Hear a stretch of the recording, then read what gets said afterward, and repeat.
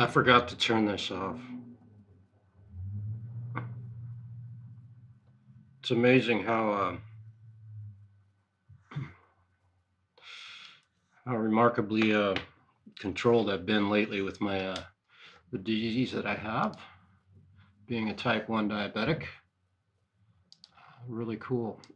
That has nothing to do with this broadcast. My good friend Richard, the Thefalcro, left his guitar with me, and that's Fred, by the way. He'll just be showing you his ass throughout this entire broadcast. It's his duty to share his ass with the world.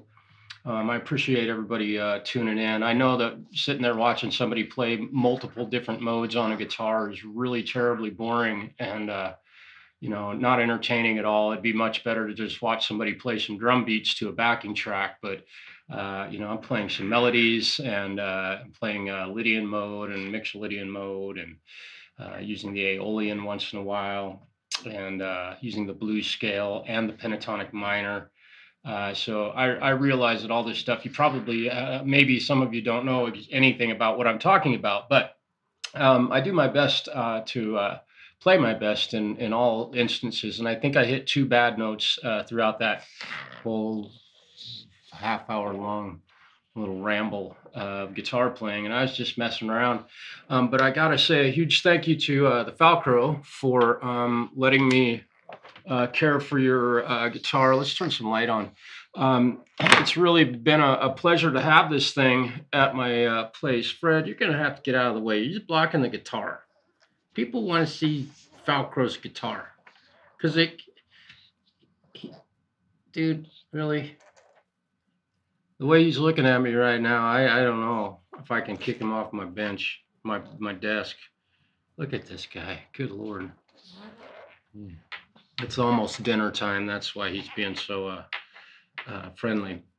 A couple of things I'd like to ask of some of you. I have a couple of friends that are going through some really difficult times right now.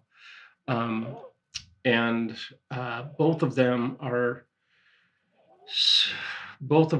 very good friends of mine, and both of them are going through very difficult times with respect to health and business. And all I can commit to do is sending good vibes and to be an ear to listen and a shoulder to cry on, or an ear to vent to. And I want to put these 2 names out there for folks to think about or pray for if you do that, because these 2 guys really could use some help from above, if above is up there. Please keep Scott and Gary in your thoughts. Those 2 guys. Gary's a very new friend of mine, and I don't talk with him very often. And he's actually somebody I only talked with one time ever, and immediately became a very good friend. What a cool soul, and an amazing guitar player.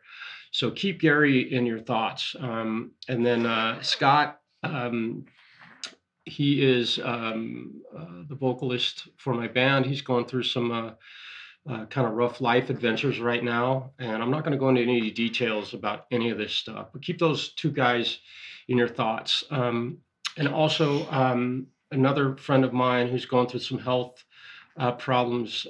His name is Steven.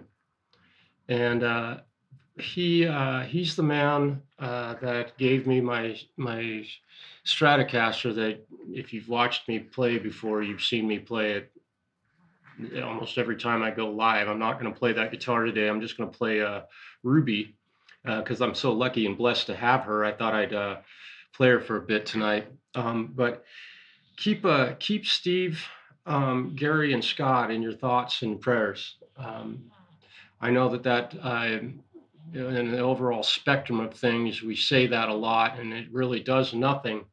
But I think it helps our own spirit to be positive and to think about those who might be in some need. Again, Gary, Scott, and Stephen. So there's that. Ruby is an American-made Fender Stratocaster. It has been modified to turn it into almost anything but a Stratocaster, but it is a beautiful guitar. It's an HSS configuration, obviously. It has a mini toggle here, and what this toggle switch does, and I did use it throughout my playing earlier, so you did hear it in action, but it doesn't do a lot. So what I'll do is I'm gonna put a clean guitar amp tone on here, just to kind of share with you guys a little bit about what it does. Let me change my channels here so I can get to a good clean guitar tone. So what this toggle switch does, you throw it down ultimately in the on position, it turns the neck pickup on. So I can show that to you by it's down and let me turn the volume up on the guitar. So now with the pickup selector switch, excuse me, all the way down, that neck position pickup is on. And in the second position, all three pickups are on. In the middle position, both. So ultimately, this switch really does something ultimately in when you're in the middle position and in the second position to first position. Beyond that, the guitar just does what every other Strat has always done. So I thought I'd share that with you, a little bit of technical stuff. And with it off, obviously, the neck pickup is off, and it's just the way the guitar is configured. So there is that, and we can kind of hear what it does. Just I'll kind of share this with you. So this is the bridge pickup without this neck pickup on, and then if I turn the neck pickup on,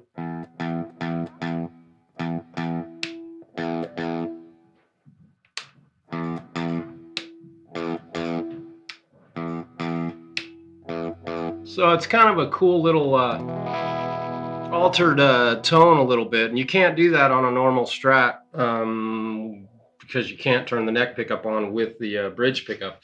So yeah.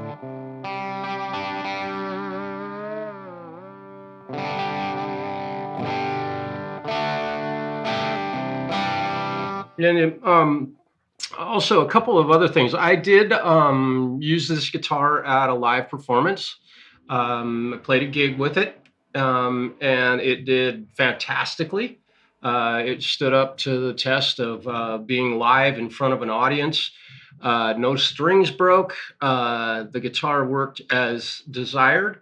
The only, I mean, I have a Strat also, and I love my Stratocaster, and I have Les Pauls and all that too. But one thing that I did notice about this guitar, and it really doesn't matter that much, because if you got a whammy bar on a guitar, often they will go out of tune. And I did use the whammy bar pretty, I don't know, like I always do on mine. It feels different, but this guitar didn't seem to hold tune as well as mine. But what I discovered was that in using the whammy bar on this guitar, or the vibrato bar, it's a vibrato bar, it's not a tremolo bar, by the way. If you use it, and you can hear the guitar is slightly out of tune now. That's really out of tune. You can use it a little bit, give it a little whammy, and it will put the guitar back into tune. So maybe what we'll do when I put new strings on this in the next few days, because I've played the hell out of this guitar, I will probably put some nut sauce in the nut, maybe check to make sure the nut slots are big enough for the strings that we're using on this guitar. These are 9 to 42, just Ernie Ball super slinky.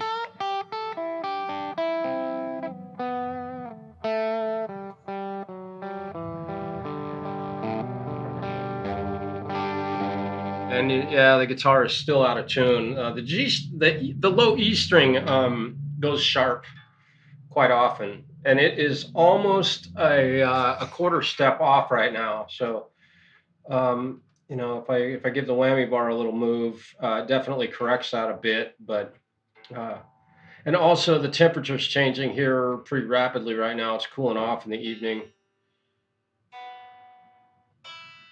So, like, having said all of that, I really wasn't planning on saying a whole lot today, but some important stuff came up that I thought I'd bring to your all attention, and thank you for being with me tonight. Say hello to chat, Camilla, Lord Spike, great to see you. Of course, Richard, hello. Yeah, so had a few guests pop in tonight. And if you hang in with me, when I get done, I'll send you over to the Thefalcro's live stream tonight, and you can watch him. And I'm seeing some buffering going on here. I'm not sure if that's happening on the live stream or not. I don't know. Which it would only do that when I'm doing a live stream. So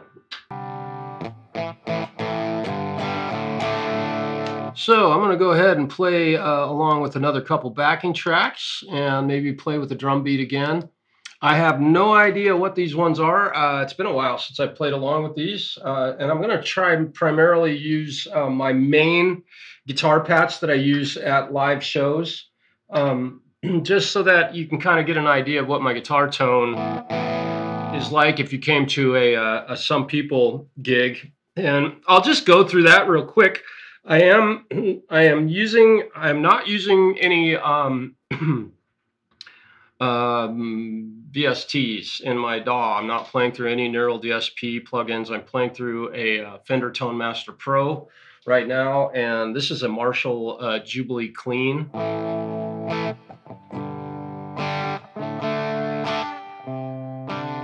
So that's what that sounds like with my clean tone, with nothing but a little touch of reverb. And then when I go to my distorted guitar tone, I shut the reverb off.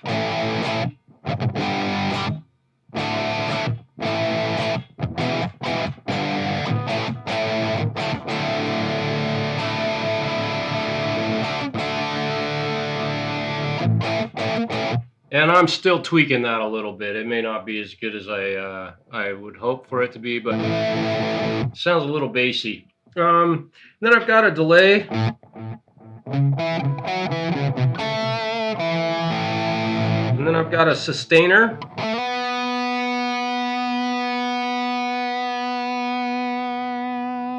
Right. And then I've got an overdrive. So this is a clean channel without the overdrive, and it's ultimately a model of a King of Tone overdrive pedal.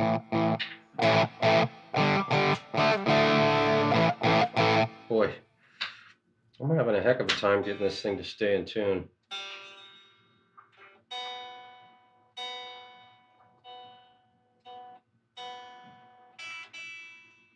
Ain't nothing much worse than a guitar that's out of tune. Yeah, this thing is moving a lot. I'm not quite sure what's going on. I must be roughhousing it.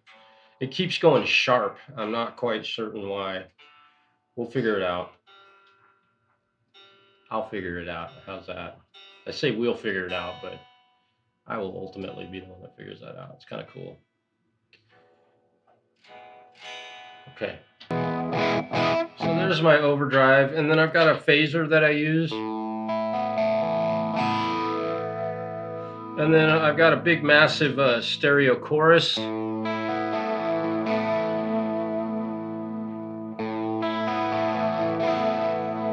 then I've got a flanger that's very subtle.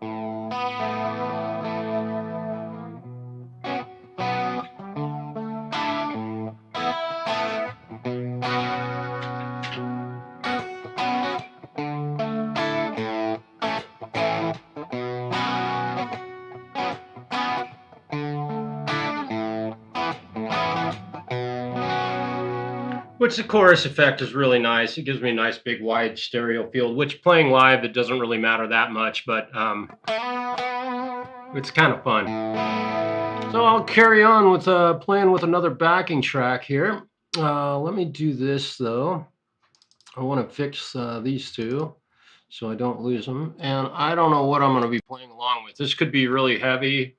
I don't know.